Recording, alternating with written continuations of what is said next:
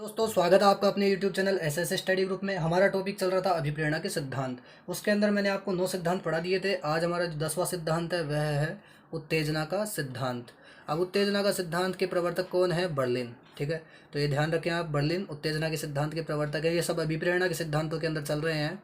अब देखिए ये सिद्धांत का जो मोटिव था वो क्या था कि जो यहाँ पर एक स्तर है, ये दिख रहा होगा आपको, ये लाइन गहरी वाली, ये क्या है? यहाँ पर उत्तेजना का एक निश्चित स्तर है। ठीक है, उत्तेजना का एक निश्चित स्तर है।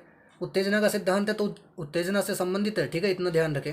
फिर है उत्तेजना का निश्चित स्तर, या इसे कहते हैं आदर्श स्तर। तो अगर कोई व्यक्ति उत्तेजना के निश्चित स्तर या आदर्श स्तर पर व्यवहार करता है तो उसको सुख की प्राप्ति होती है। ठीक है, लेकिन अगर उससे नीचे उसका व्यवहार हो जाता है, ठीक है, इस स्तर से नीचे उसका व्यवहार हो जाता है उत्तेजना के लिए, तो वह कम सुख की प्राप्ति कर पाता है। ठीक है, तो ये था उत्तेजना का सिद्धांत। बस इतनी सी बात समझानी थी कि अगर कोई व्यक्ति को अगर उत्तेजना उत्पन्न हुई तो वह अगर उसके बराबर कार्य कर रहा है या व्यवहार कर रहा है उसके अनुसार ही, ठीक है, तो उसको सुख की प्राप्ति होगी। लेकिन अगर उससे नीचे अगर वो कार्य कर रहा है तो कम सुख की प्राप्ति होगी। ठीक है, तो इतनी बात समझ में आ गई। अब देखिए, उत्तेजना ही व्यक्ति को व्यवहार करने के लिए प्रेरित करती है। तो ये लाइन याद रखें, उत्तेजना के सिद्धांत के अनुसार है ये कि उत्तेजना ही व्यक्ति को व्यवहार करने के लिए प्रेरित करती है। बस इतनी से याद है।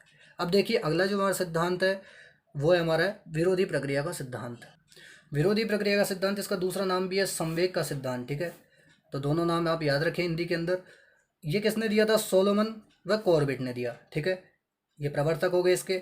अब यहाँ पर जो एक लाइन है कि सुखवादी सिद्धांत पर आधारित है। ठीक है, तो ये चीज़ आप याद रखें कि ये किस सिद्धांत पर आधारित है। ये भी एक नए सिद्धांत पर, इससे पहले वाले सिद्धांत पर आधारित है, सुखवादी सिद्धांत पर। ठीक है, अब देखिए यहाँ पर दो विरोधी भाव होते हैं।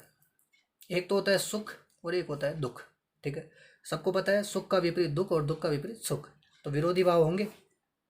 अब देखिए कि सुख क्या है यहाँ पर, कि इन लक्ष्यों की ओर व्यक्ति आकर्षित होता है, यानी ऐसे लक्ष्य है जिनसे व्यक्ति को सुख की प्राप्ति हो तो वह उन्हीं के लिए व्यवहार करेगा, उन्हीं के लिए कार्य करेगा। तो इन लक्ष्यों की ओर व्यक्ति आकर्षित होता है, सुख वाले लक्ष्यों की ओर। ठीक है, और दुख वाले लक्ष्य होते हैं, इन लक्ष्यों से व्यक्ति दूर भागता है।